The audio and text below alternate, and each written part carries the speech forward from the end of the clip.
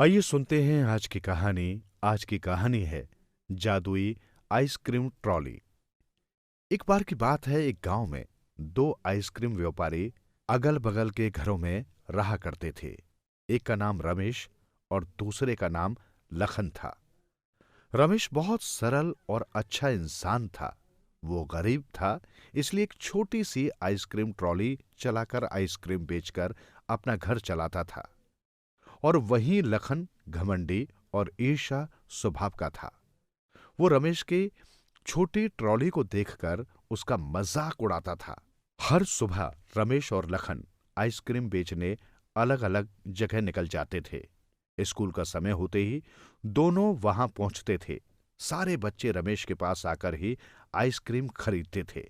लखन की ice cream trolley बहुत सुंदर और बड़ी थी, लेकिन फिर भी कोई उसके पास जाकर आइसक्रीम नहीं खरीदता था।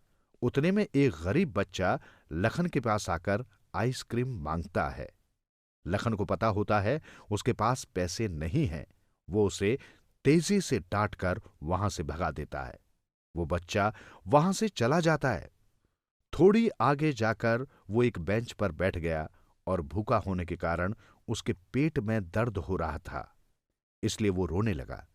रमेश को उसकी ये हालत देखकर अपना बचपन याद आ गया, क्योंकि उसका बचपन भी ऐसे ही बीता था। वो अनाथ था। फिर रमेश आइसक्रीम लेकर बच्चे के पास गया। उसे आइसक्रीम देकर खाने को कहा और पूछा, छोटू, तुम्हारा नाम क्या है? तेरा कोई नहीं है क्या? बच्चे ने उदास होकर कहा, नहीं, मेरा कोई नहीं है, मैं अनाथ हूं। आप मेरा नाम छोटू ही समझ लीजिए। रमेश बोला, बेटा तुम मेरे साथ चलो, मैं तुम्हारी देखरेख करूंगा। तुम्हारी हर जरूरत को मैं पूरा करूंगा। तुम्हें पढ़ने के लिए स्कूल भी भेजूंगा। क्या तुम मेरे साथ चलोगे? छोटू बहुत खुश हुआ और रमेश के साथ चल दिया। इसी वजह से रमेश अपनी ट्रॉली के ढक्कन को बंद करना भूल गया और गर्मी के कारण सारी आइसक्रीम पिघलकर बाहर आ गई। रमेश ये देखकर उदास हो गया। फिर ट्रॉली और छोटू को साथ लेकर घर की तरफ निकल गया। घर जाकर छोटू खाना खाकर आराम से सो गया, लेकिन रमेश को नींद नहीं आ रही थी।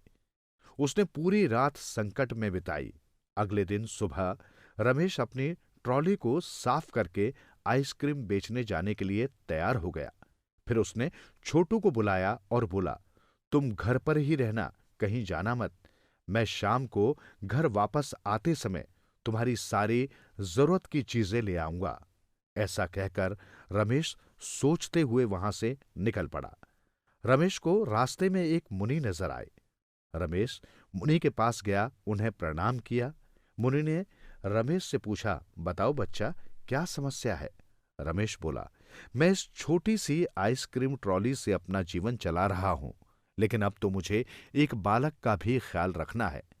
मुझे समझ नहीं आ रहा कि मैं उसकी सारी जरूरतों को कैसे पूरा करूं। आप ही इस समस्या का समाधान बताइए।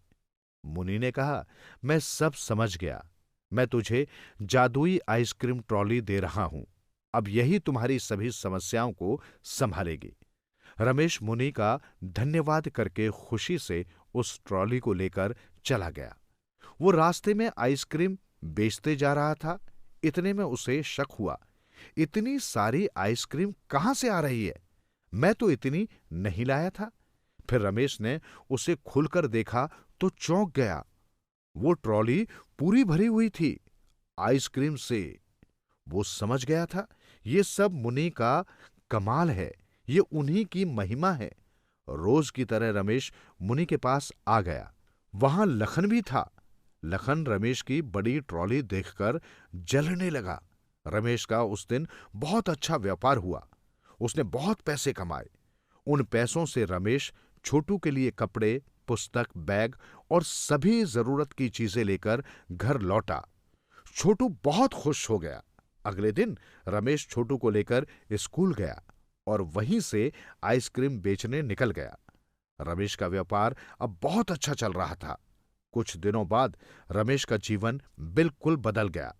वो बहुत धनवान हो गया और छोटू भी उसके साथ बहुत खुश है।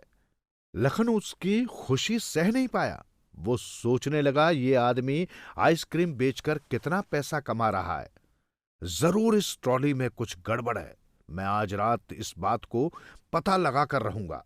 रात के समय जब रमेश सो गया, तब लखन चुपके से उसकी ट्रॉली के पास आकर ट्रॉली के अंदर देखा। उसमें उसे सिर्फ आइसक्रीम की डंडी दिखाई दी, लेकिन उसने शक के कारण हथौड़े से पूरी ट्रॉली को तहस नहस कर दिया। लखन को लगा कोई जाग गया है। वो तुरंत वहां से भाग गया। जब लखन सुबह में उठा और बाहर आकर देखा, तो वो चौंक गया। उसकी ट्रॉली टूटी पड़ी थी। फिर उसने रमेश की ट्रॉली की तरफ देखा, तो वो बिल्कुल ठीक थी। वो अपना सिर पकड़कर रोने लगा। इस कहानी से हमें यही सीख मिलती है, कभी भी दूसरों की खुशी और विकास को देखकर ईर्ष्या नहीं करनी चाहिए। हमारी सोच हमेशा अच्छी होनी चाहिए। अगर हम किसी के साथ गलत करेंगे, तो हमारे साथ भी गलत ही होगा।